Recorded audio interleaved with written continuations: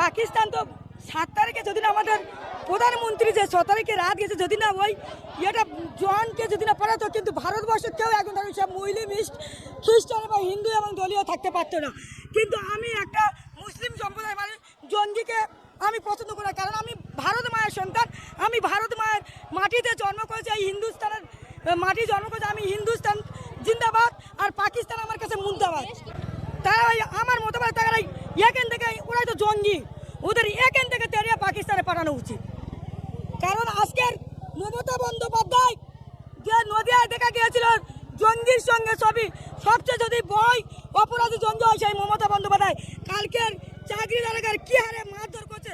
উনি একটা পুলিশ মন্ত্রী হয়ে ওনার পুলিশগুলো এমন লাঠি মার মেরেছে, বলেছিলেন ডবল ডবল চাকরি দেবো, উনি ডবল ডবল চাকরি দিতে পারলেন না, ডবল ডবল লাঠি পেড়ালেন।